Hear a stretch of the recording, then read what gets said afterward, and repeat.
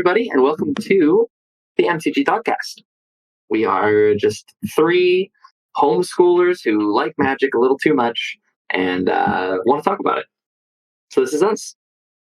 I'm Joseph, coming to you from Portland, Oregon today. I'm Jared, still in Nashville. I don't travel for my job, so I'll probably always be here. Hey, and I'm John, finally at home this time. I was out last time, but here I am, is me. Guys, today we are talking about the end of sort of the spoiler season, but we're talking about March of the Machine Aftermath. The many machines have been marked. Yes. Well, no, it's March of the Machine.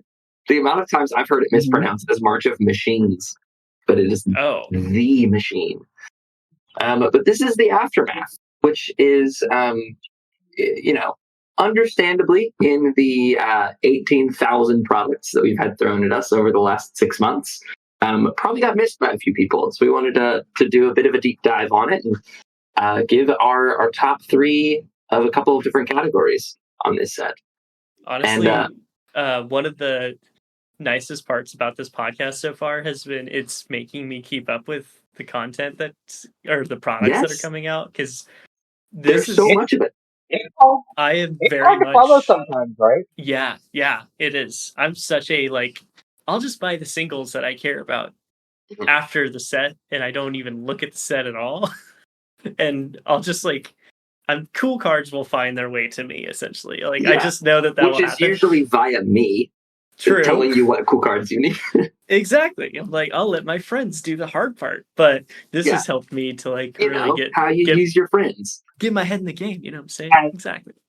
As somebody who purchases booster boxes, I contribute to that as well. It's hey, I'm the guy that opened up all the commons and the uncommons and hey, what do you need? What do you want from that? What card are you looking for? Speaking of opening booster boxes and packs, I guess leave in the comments if that's something you guys would want to see us do, because that'd be fun. Yes. I know I personally love, I could just watch people open packs all day. It's fun to pull something that's actually good. Yeah, I've got some good ideas in store that I could do to put together pack opening videos, so I'm very interested to start up something like that. The Oracle opening packs. Yes. That's something I think we all want to see. So maybe we do this regardless of what y'all say in the comments. That's true. We can do whatever we want. We do whatever we want. Exactly. This is our house. So I did not care at all about this set as it was being spoiled or as it was being talked about. But as I went through and read through each of the cards and did a deep dive on it, I actually fell in love with it. I don't know about you guys. I'm very curious to hear what you guys' thoughts were, but I went from I don't care about this all to I am unbelievably excited for this. Interesting. Go ahead, John. I would I'd probably have to probably meet you in the middle on something like that, where I feel the actual the playability part of some of the cards that are going to be in here, they're going to have especially for us as Commander people, maybe not so much as the intended dump into standard like this was supposed to be but as build around sort of Commander pieces for us, I think it'll be really, really good. The only downside of that being is how this kind of product is being distributed as this new sort of epilogue booster, as they're calling it. It's not great. For anybody not aware of what this product as a whole actually is, it's a new sort of at least right now, but the implication seems to be that this might be a sort of returning product that they kind of do. For all intents and purposes, this is a physical booster pack release of what a anthology set on Arena would be, where it just auto injects things right into the format, more or less. So the is 50, only 50 cards total. 50, that's an air quotes there. I'll get to that. Well, it's 50 unique cards, but it's actually 250 or 300 cards. It's different printings of all the cards? Yeah, all the different variations. It is 50 unique new cards. 49 unique new cards. There's one Because reprint. 49 training, isn't it Training Grounds? That's the reprint. Yes, there's Just other Training randomly Grounds a reprint. single reprint. I'm like, what? Mhm. Honestly, so I guess if John's in the middle and you're excited, I'm not excited because Really? I looked at every card in the set and it was like, we'll get into the topic today, but it was really tough for me to pick 3 favorites of both of our categories because my new goal is to convince you. I was like, I'm really excited to record this because I know that you guys will have a lot of good things to say that'll hopefully put me onto this set instead of like make me not care about it at all. I love it. It was tough for me to get into it and not hate all of these cards except for like 1 or 2. But I want to talk real quick about the format that the boosters are being sold in, which is 5 card packs. Oh, yes, go ahead.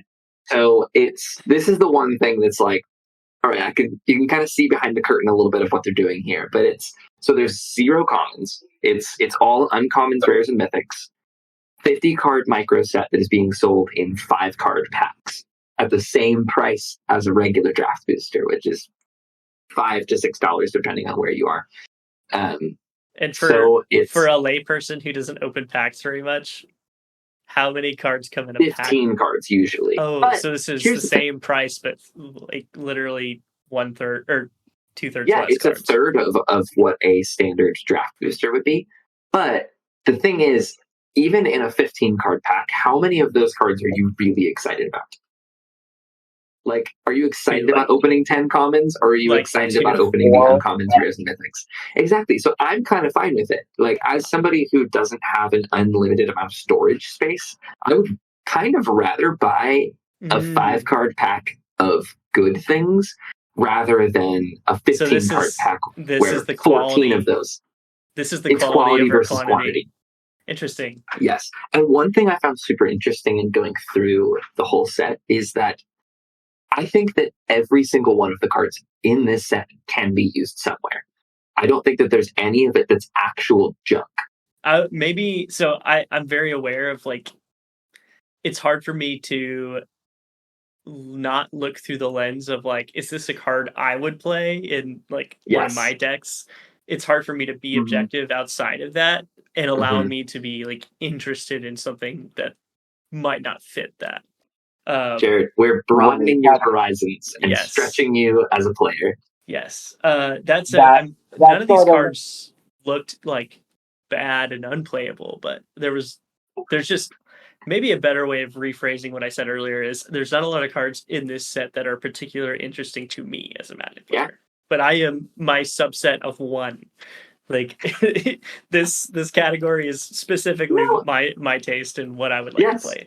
I mean, I feel like the 3 of us each represent maybe slightly different demographics. So, I think it's totally fair to have that intense of an opinion towards it for your specific style. John, I'm very curious to hear your thoughts. Like, I was gonna be in a very similar boat to like what Jared said, that right? Like, it's hard to look at a spreadsheet of cards and be like, oh, that looks like something I could play in my deck, and that one I wouldn't play because I'm currently or have no intentions to ever play a deck like that. Like, I'm looking at the list, and it's like, okay, there's like an uncommon and a rare, and like they all just care about humans as specific. Like, I'm not gonna play humans tribal. Yeah, I don't have a humans deck. Right?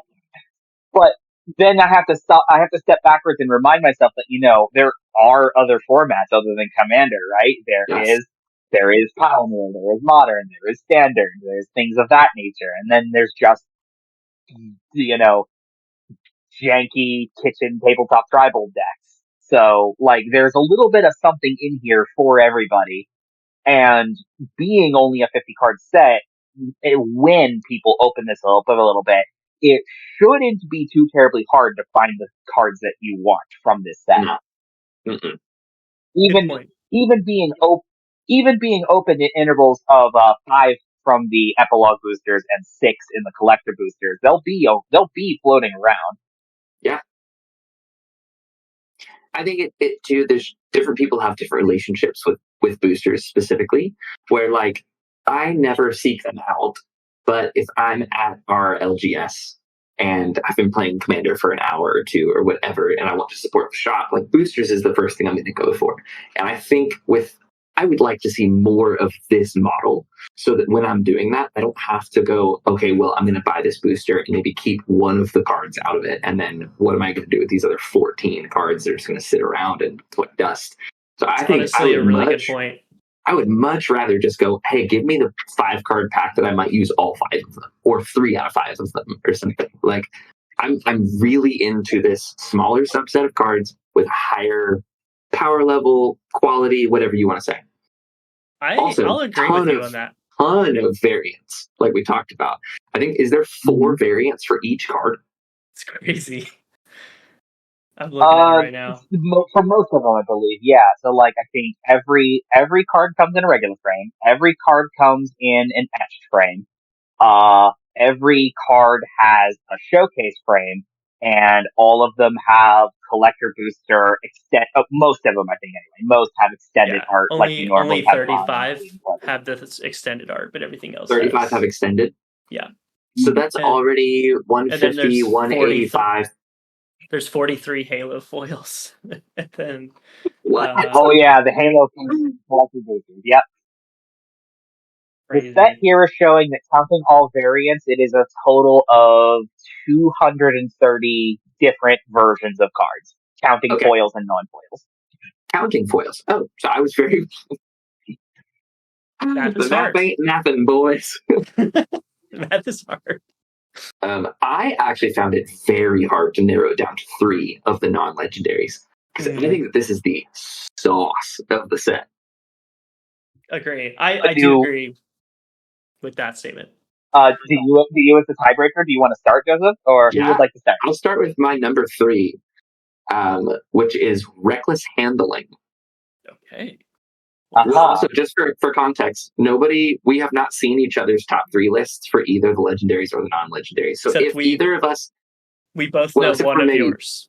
Yeah, exactly. And we know one of yours. But if any of us have this on each other's lists, we can talk about why we have it where it is. We can have a shared discussion about the card. But if neither of you have Reckless Handling on here, I'm slightly disappointed. But y'all know that I'm an artifact boy. I am going to run. It's also one of mine. It's the first non-legendary I picked actually from the set that I was like, cool. I so like it's this card. Probably your number 3 as well. It might be my top. Is it your number 1? It's my number 1 non-legendary from the set for sure. Oh, that's amazing. Okay, well, I'll start talking about it. Yeah, go for it. And then there's 2 things that I love, and it's the card gamble and it's artifacts. And this is both of those together that happens to have some flavor text on it. So I'll read it real quick. It's 1 in a red for a sorcery. It's an uncommon as well, to be noted. John, that Cowtails mug is sick.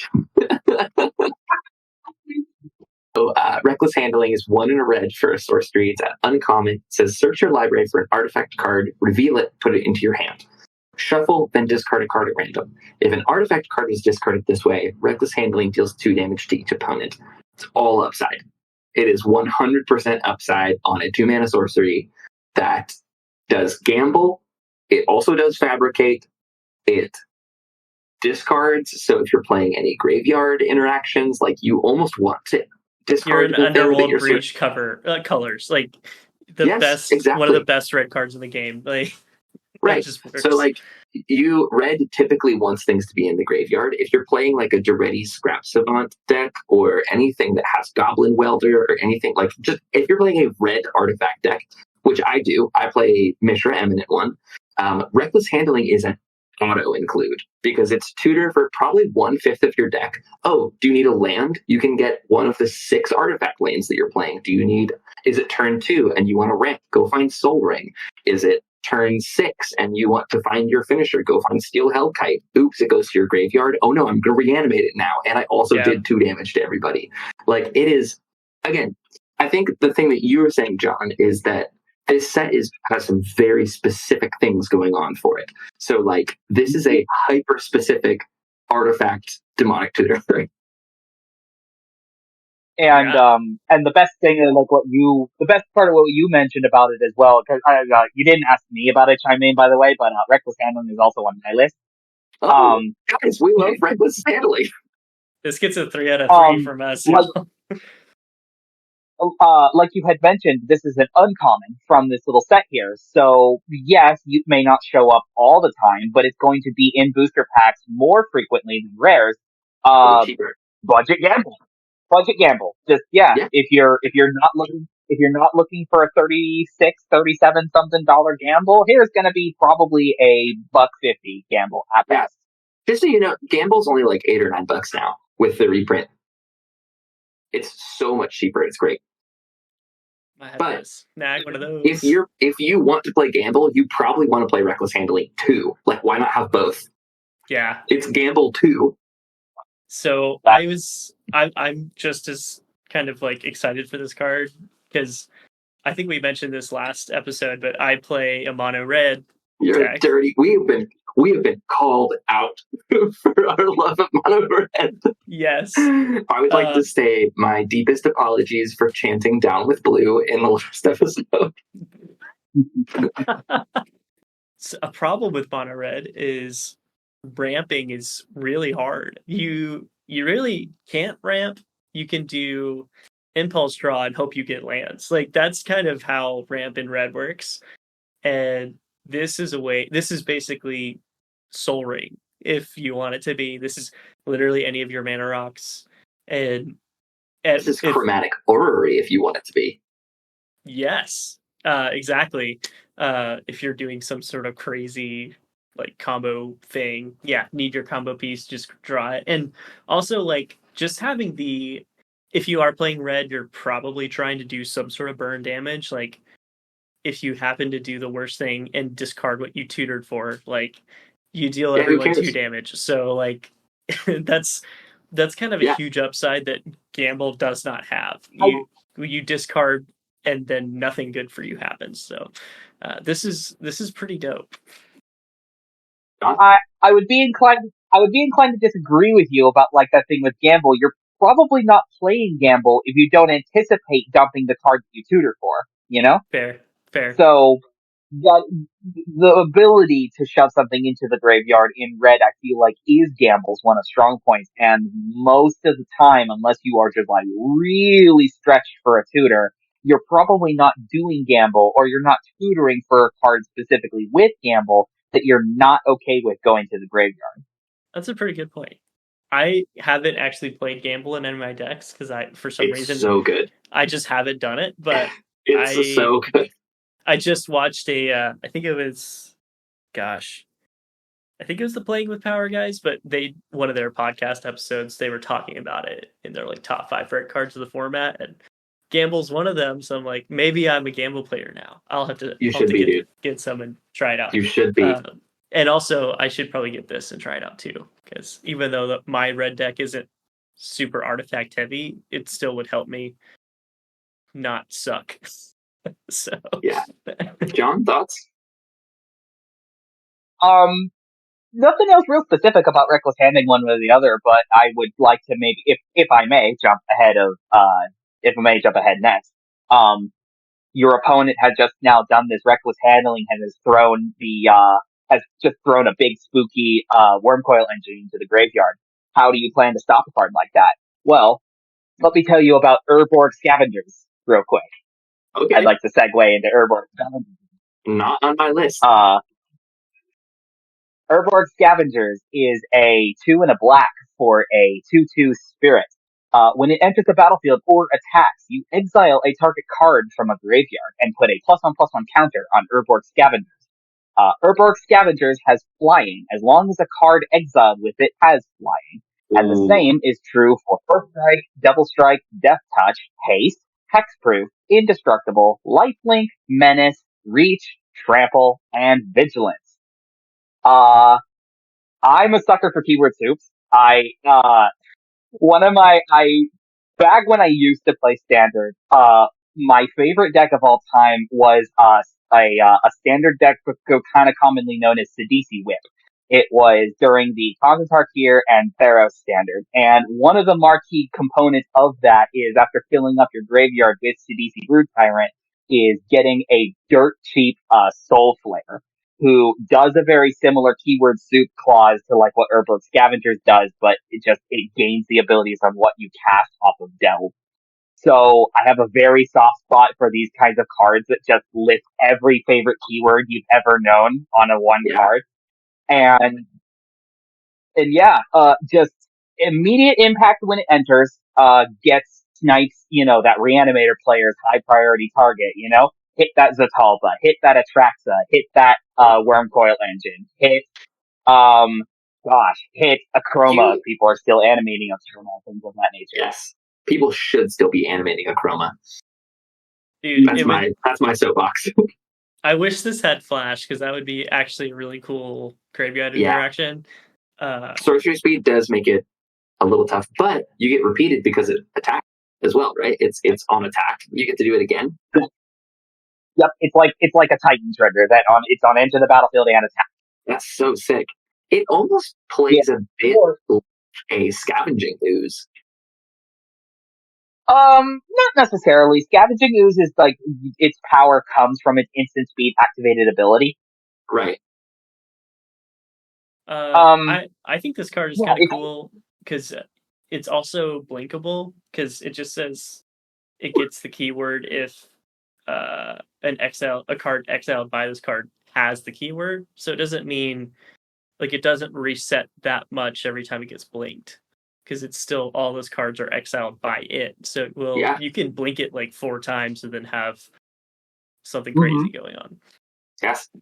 Yeah, and that's not uncommon of other forms of Enter the Battlefield, exile a graveyard or exile a card from our graveyard. So this is nothing new or unique. There's tons of creature bodies that do exile based, but what I like about this is the floor at minimum is that you can either hit from your own graveyard or you can hit one of your opponent's graveyards, and at worst, it's always going to at least go up in power, one counter at a time. So you're synergistic there with anything that you're doing 1/1 counters, right? Black is a very popular 1/1 counters form of a deck. Anything anything Golgari, Scavenge decks, Abzan counters, things like that. Sometimes even Dimir can deal with counters in some way, maybe ability counters, and you can move these counters around. So the floor is just a body that keeps getting bigger over the course of the game, and it's really cheap to cast too. Only 3 to get down at start. You're landing this turn 3, sniping someone's early ramp piece that they did, and this now just threatens the idea of throwing any Reanimator targets into the graveyard. Because if those good targets hit the bin, to reanimate it as soon as it hits the graveyard. Right. It steals those abilities if any of those hot Reanimator targets start coming out, right? Even if you just get something, if you get something low, like a flyer, now this thing has flying, you're gonna be very hard to block it, and it's gonna continue to steamroll more abilities onto itself if people continue to fill the bin. Which you can force them to do. You can force them to do if you shove this into a mill strategy, Turku, Dimir Lobotomus, or Finex, things like that. There's a couple of really interesting things about the ruling of this card that I feel like I should note, because you are selling me on this card. It's not up to 1 target card from a graveyard, so there has to be a card in a graveyard in order for the first trigger to go off for it to get a counter, which is fine because there's always going to be a card in a graveyard. You can do the Soul Flayer thing where you're filling your own graveyard and can target your own stuff with it to put all these keywords onto it. So if you have a Zatalpa that's 15 different keywords or whatever is on it, you can just get rid of it and sort of throw its keywords onto the scavengers. Oh crap, I didn't even think about that. This is because I don't play Reanimator stuff, but dang, that's crazy. Yes. Wow. It also is a spirit. That's a very relevant creature type. Yeah. And also the art is amazing on this. Right? I love my big pudgy boy. He's awesome. The little Oogie Boogie spirits. I think you sold me on this card, John. It's It's way better than I thought. All right. Let me see. Let's talk about Cosmic Rebirth. Is that on any of y'all's list? Nope. It's 1 green, white. It's an instant. Choose target permanent card in your graveyard. If it has mana value 3 or less, you may put it onto the battlefield. If you don't, put it onto the battlefield, put it in your hand, and then you gain 3 life. So it's just a good card, I think. It's funny because I'm saying I don't play Reanimator stuff, but I feel like in green white specifically, like you would play this in just like a green white deck or green white plus a color that isn't black, because black obviously is better at doing this than this card would be. But I think for 3 mana it's great because there's so many cards that are less than 3 CMC that this would be awesome to just put them. It's also any permanents. You could find a fetch land. You could find an Evolving Wilds or like an actual fetch land and ramp with it. Very true. And either way, whether it goes to the battlefield or your hand, you do gain 3 life. Exactly. So at worst, you get 3 life out of it. Exactly. You get to make up the damage that you took from your opponent's reckless handling. Exactly. You go positive 1 life. I like it. It sucks that it's green white. Yeah, and the only other bummer is it's your graveyard specifically. Like you can't do any shenanigans where you get someone else's permanents. But at 3 mana though, that would be insane. Yeah, it'd be busted. I think that would have made it a much cooler like political piece and probably like a flavor win of the card itself, because the art depiction on this, by the way, is the World Tree of Kaldheim being reforged. Mm-hmm. And it would have been a sweet sort of like flavor political piece of being able to get anybody's permanent from any graveyard either back to their hand or back into play, and you get the life regardless. You could you could power play the politics play of like, ooh, I can put this back in your hand if you take care of this thing for me. That would be kind of. But alas, it's stuck. It's stuck to your own. Here we are, stuck with our theories. Yeah, so it's fine. And like I said, I was kind of struggling with this set to find the things that I really liked. But as far as speed is also really good and pretty rare on an effect like this. Most of these are sorcery speed. Mm-hmm. Yeah, so I think this card is a good card, and if I was playing green-white, I would probably play this. So love it. I would like to bring up Nahiri's Resolve. Ooh. I don't have that. Hit us with it. Guys, it is 3 red and a white for an enchantment. Creatures you control get 1/0 and have haste. So an additional power and haste. At the beginning of your end step, exile any number of non-token artifacts and or creatures you control. Return those cards to the battlefield under their owner's control at the beginning of your next upkeep. So this is Mass Conjurer's Closet that protects your stuff from other people's board wipes, because it's on your end step. You exile any number of non-token artifacts or creatures you control, and then they return at the beginning of your upkeep. And everything has +1/+0 and has haste. So it's a bit of a build around, but I love me some Blink and I love me some haste. So the fact that it's in red-white is a little sucky, but like that's such a unique effect. Like there's nothing outside of like Urian the Sky Nomad that I can think of immediately, outside of a few instants or sorceries that are permanents that allow you to continuously do mass blinking, other than like Golden Argosy, but who's playing that? I don't know how I didn't, I guess I just didn't read the card carefully enough. It has so much text on it, it's really easy to miss.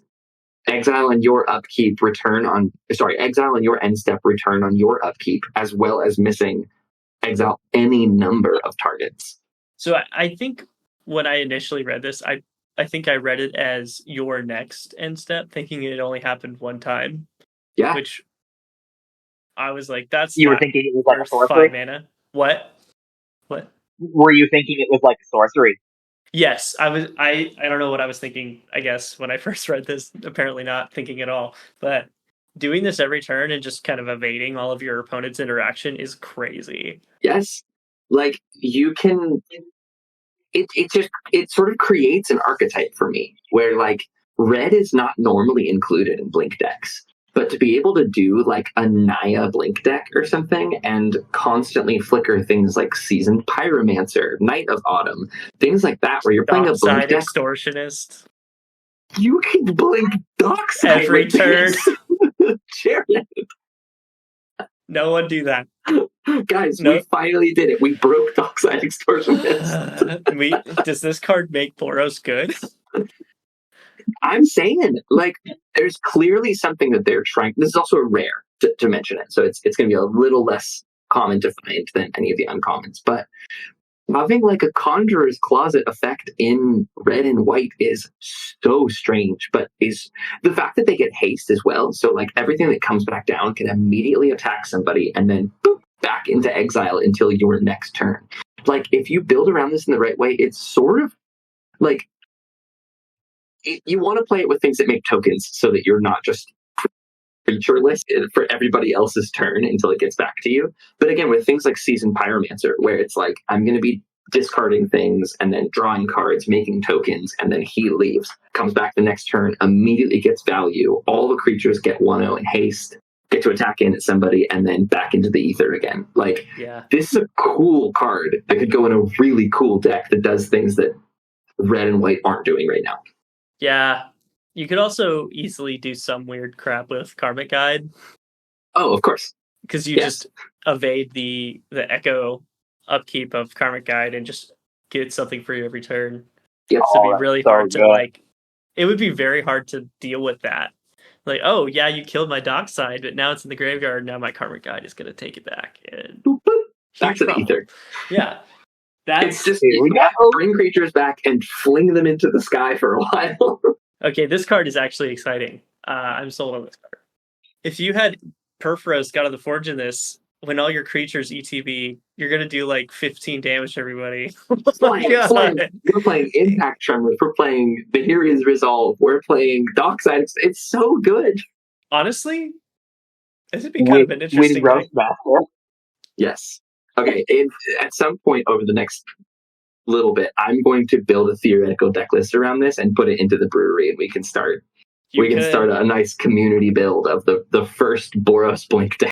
I'm gonna go ahead and move us along just to keep things going. I'm going to sorry whoever of you two is the more filthy blue player, but I think I'm going to snitch taking the card Filter Out from either of you. I didn't have Filter Out on the list. I also didn't. You didn't? Go for it, my dude. Really? Yeah, I would love to hear you talk me into this. I guess I'm the filthy blue player.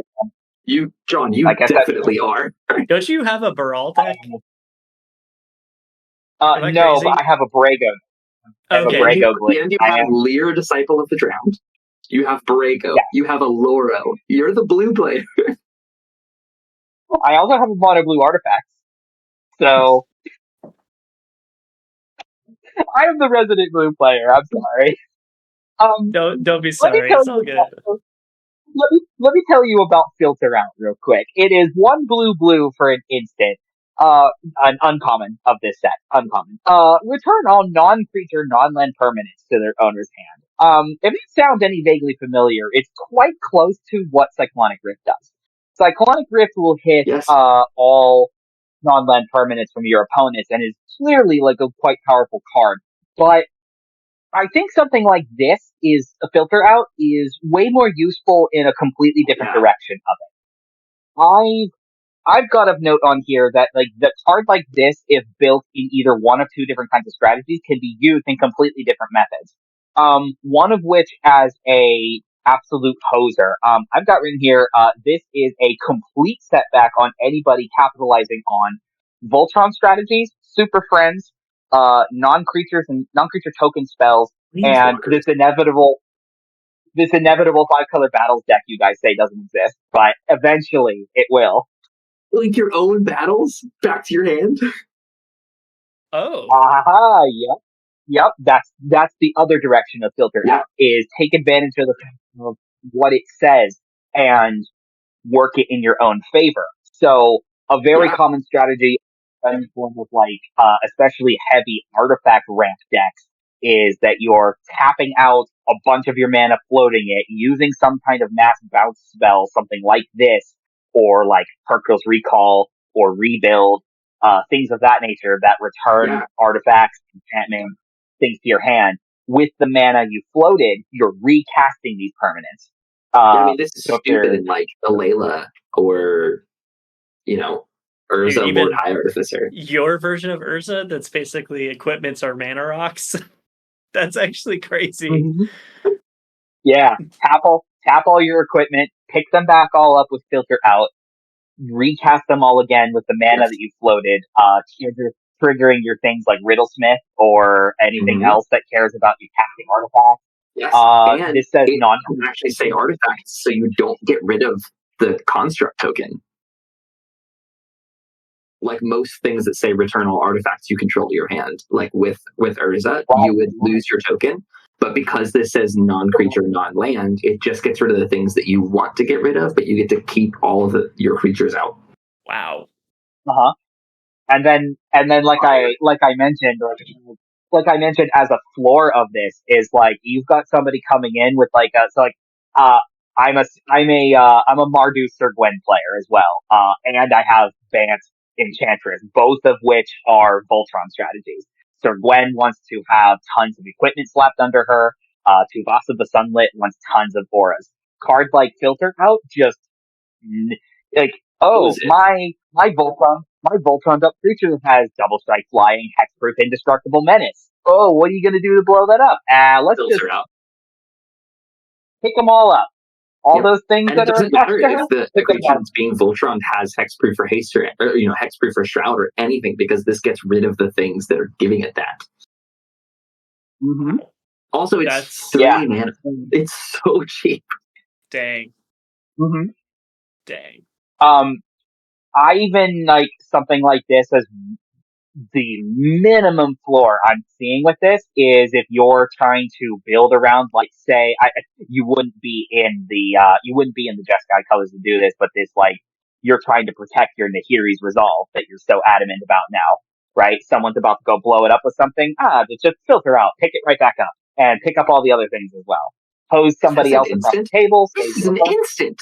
It's an instant. That's why I compared it to Cyclonic Rift. You can basically save your own. Yeah, you can save your own thing, hose somebody else, and just like rebuild pretty fast from there. Because amazing. You get cards like Cyclonic Rift and River's Rebuke. Those are like real feel bads against one those kind of person. Those are win cons to me. Yeah, something like this is a very not feel bad sort of blue blink kind of card, right? It's like, oh, I lost my soul ring, I lost my, whatever. And, you can build this in a very degenerate way. Like, play a bunch of mana rocks, float them all, filter out, windfall. Like, that is a thing you can still do. Easy. For easy. 6 mana. And 2 cards.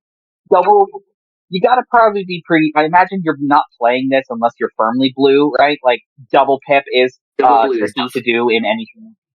Yeah, double blue is hard to do if you're doing anything in 3 colors plus. But if you're pretty solid in blue and you're the kind of guy who either wants to protect yourself from big piled on Voltrons, someone who's going a little too ham with enchantments, or just want to save your own things or float tons of extra artifact mana rocks, I think this is a great card choice. Killer. You sold me, dude. So initially looking at this, I was just like, oh, so this is just a bad Cyclonic Rift. But really, it's not. It's a similar but entirely different card. And totally... I actually don't think that the comparison to Cyclonic Rift is fair whatsoever, because this bounces your own stuff to your hand as well. Which, if you're using this, you're obviously building around it in a way that you're going to get more value out of it. Exactly. It becomes a better version of Cyclonic Rift at that point. For you. A lot of people tend to forget because you actually never really see Cyclonic Rift being cast for 1 in a blue. Cyclonic Rift can never hit your own permanents. It doesn't matter which of the 2 cast. Yeah, it's that has gotten me at least once. I think Yeah. that's gotten any Psychonic Rift player at least once. That like if you're on like turn 3 and your very important mana dork is about to get hit, you cannot save it with a Cyclonic Rift. So I had, as my number one, I had Spark Rupture, which I feel kind of speak for itself. 2 and a white for an enchantment. When it enters the battlefield, draw a card, which white has not had card draw for very long. So this is like very cool to have this just stapled onto this. But each planeswalker with 1 or more loyalty counters on it loses all abilities and is a creature with power and toughness equal to its loyalty counters. So the trouble with dealing with planeswalkers is that by the time they've come down, the player who's playing them still has priority and can immediately get some effect off of them. Spark Rupture stops that. So they come down and they have no abilities and they're just a creature that has some amount of power and toughness. So this to me is in white the cleanest way to deal with planeswalkers. Yeah, it's honestly just if someone's playing a Super Friends deck and you play this card, they might as well just put their cards back in the deck box and wait till the next game because that's insanely bad for them. Yes. Does I've had nothing but bad lip about that card, as my wife is a very avid Planeswalker person. Not just because she has a dedicated Super Friends deck, but most everything else she plays to some capacity has other Planeswalkers inside of it. She adores the Planeswalker subtype. So a card like this, I have heard endless turmoil about. Like, oh, it's going to ruin me. Yeah, that would suck for her if she got this played against her. Does this card make all planeswalkers that come in after it comes into play also creatures? Wow. Yes. That's even better. So I wasn't sure how that effect actually worked, but that makes it even stronger than I thought it was. So it immediately hoses any that are on the field. They immediately lose all abilities because it's a static effect. And then if you were to play another one, it never actually enters as a planeswalker. It will always enter as a creature. Wow. Yeah. I feel like, though, like, that sort of line of play is one of the reasons I think this card isn't good. Because once it's already down in play, your Planeswalker player is not going to be casting more Planeswalkers into it. So, Perfect. yeah. Even better. Yeah. But now they're going to be finding for more specific removal to get this off the playing field before they follow up with more Planeswalkers. So I suppose, yes, that is kind of a win that they're not playing them anymore. Yes. But the sort of gotcha of turning them into creatures, you're only really going to get that like once. Yeah. But the thing is, let's say at its absolute worst, I've played it, it does basically nothing. Like nobody plays a planeswalker into it. I've still drawn a card off of it. It still has replaced itself in my hand. I am net zero. Like, this is why I think there's no reason not to play this if you're in white. Because it's so hard to deal with planeswalkers anyway. It is nearly impossible to deal with planeswalkers in a clean way that they don't get any value out of it. So just turning them into a creature, playing this thing, I've redrawn a card. Now any planeswalkers I don't have to deal with, I don't care about them, is killer to me. Yeah, just because of how insane the value is that planeswalkers can get you, like even if you're not in a Super Friends deck, this, at least my experience with planeswalkers, kind of goes like this. Someone plays a planeswalker, and this is outside the context of Super Friends, in just like a normal deck, someone plays their planeswalker, and then everyone else leaves that thing alone because like you have to, it's kind of the mental dichotomy of, do I attack the battle? Do I attack the player? It's exactly the same. It's like, do I attack this planeswalker and try to remove it and stop the incremental bits of value that it accrues? Or do I actually prioritize dealing with the player who's controlling the planeswalker? And this just like turns that off for you. Like you no longer have to make those choices, and it stops the incremental value, because in non-Super Friends decks, I honestly think that's where the planeswalkers can get really out of control. It's because people tend to leave them alone and they just take up value and do crazy stuff out of nowhere. So this stops that too, which is great. So even if like people have 1 or 2 planeswalkers in their decks, like that's worth playing this card. Yes. Jerry, what was the last card that you had on your list? Let's see. I have Gold Forged Thopterix. It's a So sick. It's 1 white blue for artifact creature Dinosaur Thopter. It's crazy. Let's go, baby! Dinosaur Thopters. It has flying and lifelink. Oh. It's a 1/3. But the cool part about this is it gives every legendary permanent, not creature, you control has Ward 2. Like, that is awesome. The Ramos Dragon Engine deck I just built. Oh, yeah. Incidentally, most of the creatures that are in it are legendaries, just because of the way the That's kind abilities of what work. Commander has turned into these days. Like, they're printing us so many legendary creatures, and since Commander is already a one-off format, you don't care about the legend rule. Like, I would be willing to bet that most people have somewhere between 5 and 8 legendary creatures, let alone, let's talk about permanents. Like, yeah, you have planeswalkers get protected by this. That's so good. Enchantments or artifacts or whatever, lands, like certain legendary lands. You can't just strip mine a Ward 2 legendary land. Like, that doesn't work. So I was just going to say, let's just blitz through if there's a legend. There's like one of the legendaries I'd love to give a quick shout out to. But most of them are hyper-specific legendary creatures that do a hyper-specific thing and do it very well. So I would say like any number of these are really good at the things that they want to be doing. There's one to me that is a bit of a standout.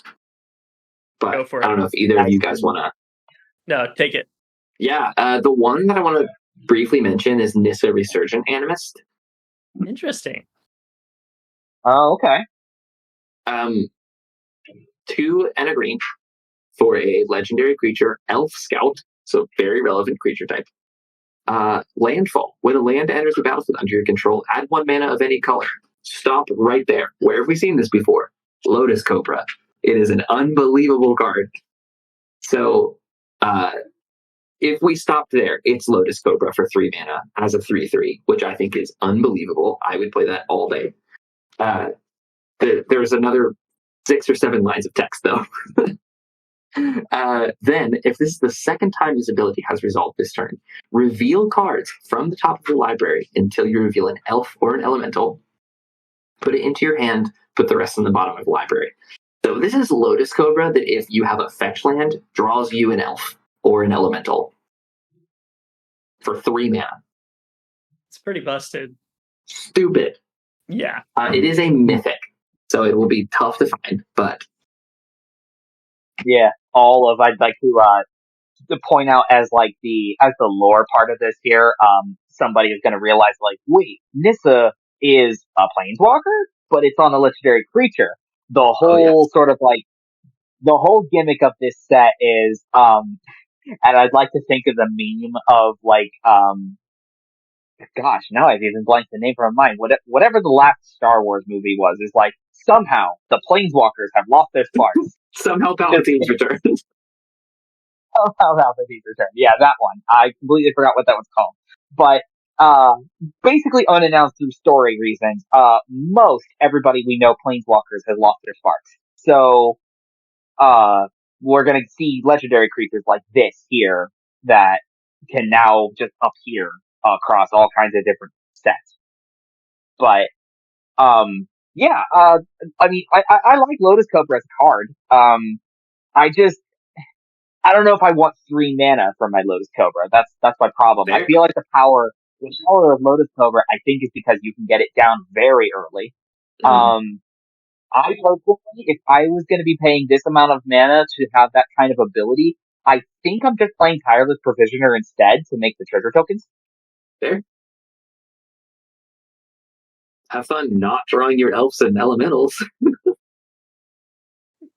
Yeah, that's what I feel like the hose of this is like, if you'd like this kind of ability, if you're willing to pay this kind of cost, but you're not doing elves or elementals, then I just don't think including it is worth it.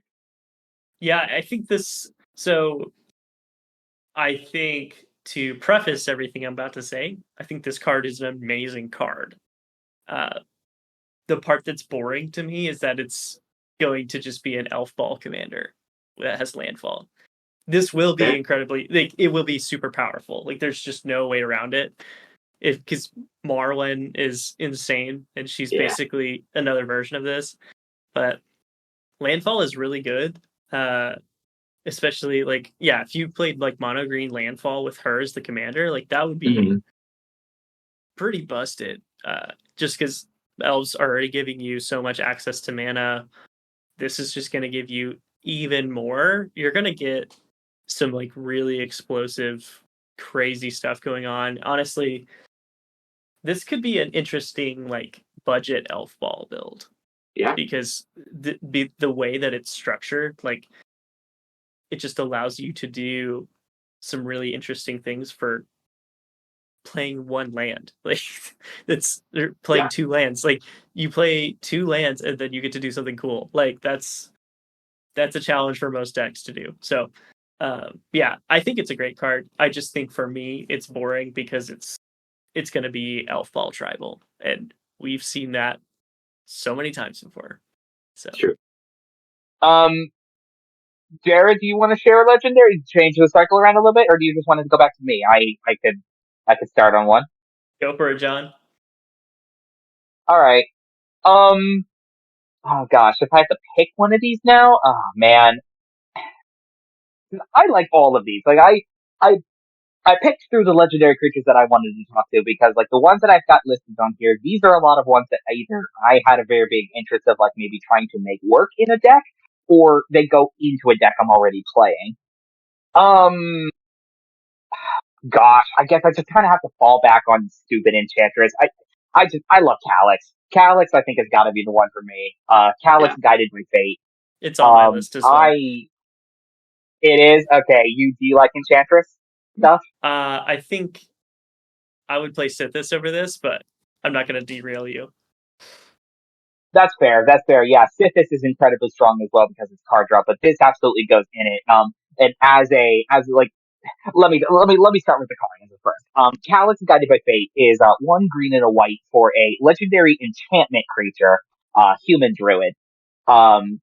The character himself first introduced from Theros Beyond Death as a planeswalker. Haven't seen him again basically since now.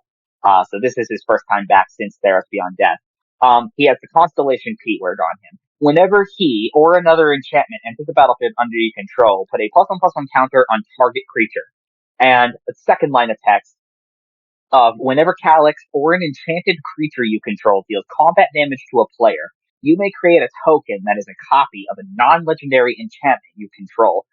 Do this ability only once each turn. So really, it doesn't matter how many enchantment creatures you would connect with, you would just be able to create 1 token clone of something. But cloning non-legendary enchantments has huge application. You can spread that very wide and far.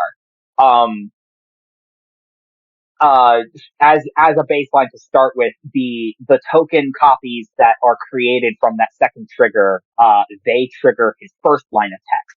So those enchantment tokens are triggering Constellation, and then anything else on your board that also cares about Constellation. This is, like, incredibly silly in a Voltron style deck, right? Imagine suiting up your already unblockable flying whatever thing, giving it Ancestral Mask as an example. Ancestral Mask gives the enchanted creature +2/+2 for each enchantment in play. Each other, I should say. I'm sorry. Each other, yeah. That unblockable threat connects. Let's say that threat is Calyx as an example. He connects. Oh, let's just slip another one on there.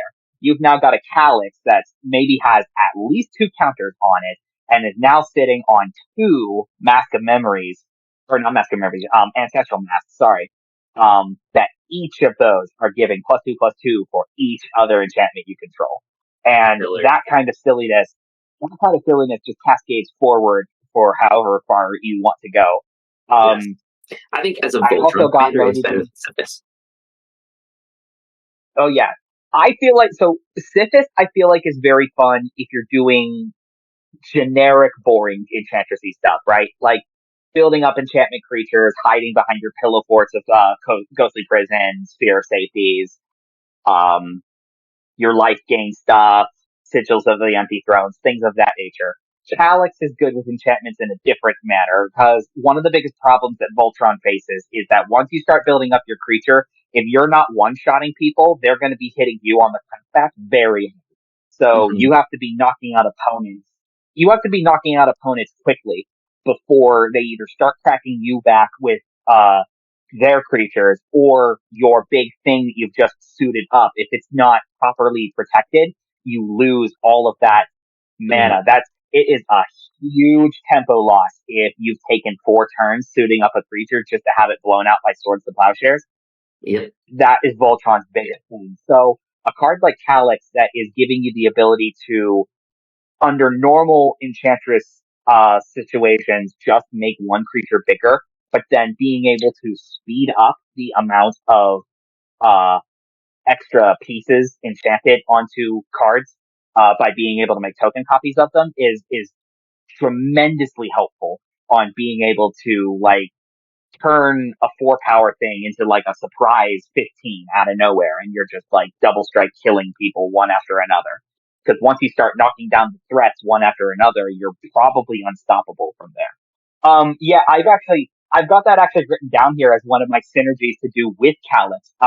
If you found a way to make a non-legendary version of himself, either using Mutate or Helm of the Host, he can start copying himself, and now you're going real ham. That's that like was the side never quest. mind. I wrote something. Yeah, that's the side quest of how many Calyxes can you make? I like it. I like it. Jared, what's I don't know. Give us one real quick. Oh, one last thought on that. What is that white aura curse? Could you technically copy it with this? Mm-hmm. Overwhelming Splendor. Yep, you absolutely can. And you could just end the game. Boop, boop, boop, boop. That would be crazy. Anyway, a son, and you get a son, and you get a son. Oh god. Yeah, I think the table would just scoop. That'd be a win con if you wanted to be. That sounds great. I think I'll give you. So Calyx was one of mine, but we've already covered that. Plarg and Nasari is the one I was really stoked about. Is that on your list, Joseph? Really? Yes. This is a really cool card. So fun. It's 3 red, legendary creature Orc Efreet. It's a 5/4. At the beginning of your upkeep, each player exiles cards from the top of their library until they exile a non-land card. An opponent chooses a non-land card this way. You may cast up to 2 spells. Wait. An opponent chooses a non-land card this way. Yes. You may cast so you basically everybody else exiles one. Or is it everybody?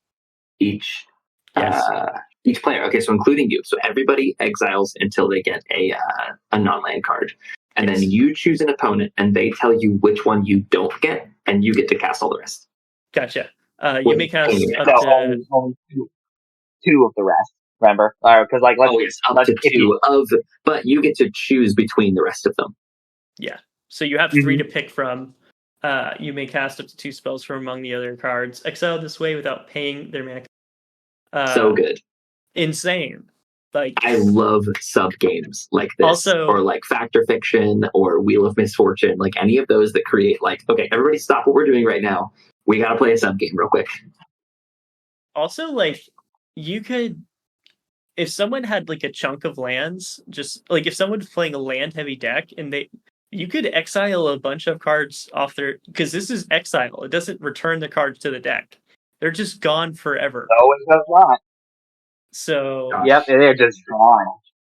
That's kind of brutal in and of itself. It's you're going to just start making your opponents miss their land drops with this card, which is a totally just an added bonus to how good this effect is. Yes. Yeah, the things that suck about it is it has 4 toughness, which is not amazing.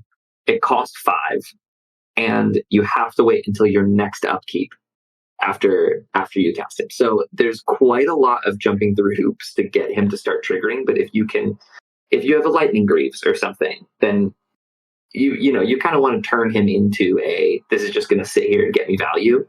But man, is it cool. Yeah, it's if you get to untap with it, getting to cast 2 spells for free every turn, and like that's pretty strong. So, yes. You don't get the best one of the 4. Like, let's say you're playing a 4-player game. Somebody's going to choose the best of those 4 that you don't get. But 2 of the other ones are probably still great. Yeah. The thing is, though, is none of your opponents get the best one either. That card's just not going to get played. So it's... you and I have played against Seth's Paco and Paladin deck enough that, like, man, just getting free stuff from your opponents is ridiculously good. It's so strong. Shout out Seth. Let's dedicate the episode to Seth today. Yes, to Seth. And also, sorry for not thinking about your Paco and Holland deck when we were talking about interaction last time, because you called us out on that. Truly an interaction boy. So, yeah, I think this commander's really cool. If I didn't already have a mono red deck that I love, I might think about building something like this, because it's really sick. So, with any other thoughts about Aftermath, we can move to our wrap up? Dude, I think we can wrap it up. All right. I'm excited to be part of tonight's Budget Brewery. Bam! I'm excited to be here for this. It's been a pleasure hanging out with you both. It sucks that Joseph had to dip, but we're still figuring this out as we go. We're having fun here. Exactly. Would you like to start, or I've got a great one I'd like to talk about. Dude, go for it. Go for it. All right. So as has been previously established, I am the filthy blue player of the family. I have stuck with being a control person. I love, my favorite card types are janky blue enchantments that just don't do anything. And I'm not going to be talking about my favorite one because it's out of budget restriction. I would love to try to sell you on my budget-ristic study. It is called Verity Circle. Verity Circle is you're familiar? You have? It. Oh, I love this. I love this. Let me tell you, as somebody who has a meta that has a lot of people that play elves and activated abilities and tap clauses and things of that nature, this card alone has made certain builds of decks be fantastic for me. Verity Circle is 2 and a blue for an enchantment. Whenever a creature an opponent controls becomes tapped, if it is not being declared as an attacker, you may draw a card. And then for 4 and a blue, tap target creature without flying. So, the floor of a card like this is you're up against anybody who is playing any form of a creature mana dorks. You've got elves, and you've got birds of paradise, and Jagantha, and anything else that taps to produce mana, elvish archdruids, and somber wild sages, things of that nature, paradise druids. Mana dorks are just gonna straight up draw you cards, as they continue to tap them, or as they continue to tap them for mana. You got anybody who's getting a little too happy with, abusing a creature to tap for mana and untap it. Somebody doing a bunch of spells using mana. Using spells. I have an Amara Soul Decor deck, which basically, like, this card, which is, I would give that player so much mana just by playing the deck that I have. Because I wouldn't be able to not do it. I would just have to deal with it. Whew. And the best thing I like about a card like this is, as compared to what a big powerhouse that everybody knows, like Rhystic Study, people are less inclined to blow up Verity Circle, People really despise the Rhystic Study, one, because it is extremely easy with Rhystic Study to get overflooded on cards, and 2, you become the enemy of the table by constantly asking did you pay the 1, did you pay the 1, did you pay the 1? A card like Verity Circle, you may not be drawing as frequently with it, But the amount of times that people are just going to be okay with you just go ahead and getting 2 to 3 cards on their turn while they're using their mana dorks, fantastic. Yeah. And it's just nice that it also has that nice little clause down at the bottom that you can tap a creature without flying in a pinch, which does trigger its own ability to let you draw a card. Even having just a note. Yeah, go for it. Just a note that's something that I have played wrong with this card before, in the deck that I have it. Creatures being forced to enter the battlefield tapped from something like Thalia, Heretic Cathar, or any kind of effect like that, that does not trigger Very Circle. I have made that mistake. It is not the way it works. Once the creature is in play, if you were doing effects that force them to tap, like Sleep, for an example, Sleep with this card is absurd. 2 blue, sorcery, tap all creatures your opponents control. They don't untap during their next untap step. Oh, just That's draw crazy. a card for every creature they control. It is silly. Yeah, I really like this card. And, you can purchase non-foil copies from Ravnica Allegiance, the original set it debuted in, for a grand total of 19 cents. Dude, that's killer. Wow. This card is great. All right, what you got? Hit me. Oh man, I'm still thinking about Verity Circle because I love having the ability to tap a creature, even though it's just without flying specifically, but like having the ability to just tap a creature in response to an opponent going to their attack step. Like if that person's playing Voltron, like you could just turn off their whole strategy. Like you don't have to worry about the Blightsteel Colossus or whatever it is that's on the table. It's not your problem anymore. Right, and you get a card out of it. Yeah, it's a win-win. Awesome. Hugely awesome. Okay, so my card that I have picked is Perforos's Intervention. It's X spell for 1 red and X. It's a sorcery. You can choose a mode, but it has 2 modes. The first mode says create an X1 red elemental creature with token with trample and haste. Sacrifice it at the beginning of the next end step. The second mode, which is the one that I like, Perforos Intervention deals twice X damage to target creature or planeswalker. So I played this in my Toralf deck. There's a very specific reason I love this card. Because I can just do X to a creature, and I can then ping that excess damage to the entire board. This is the card that Toralf plus a damage doubler or tripler, specifically in my case was Fire Emancipation, but Toralf, Fire Emancipation, and this card for X equals 4, which is like nothing. I did over 1 million damage to Joseph. Oh, this is the combo, huh? I meant to ask about that. This is the card that did it. Because X equals 4 means 8 damage to the creature. And so I systematically wiped the whole board of creatures. And as I kept going from target to target, the damage kept tripling. Oh. Because of and you don't even need a damage tripler. You can just do a damage doubler. It would get you there. Might not be 1 million damage at the end, but it will be insane. But there's a 4th card that you could add to the mix called Repercussion, where whenever a creature takes damage, its controller takes that damage as well.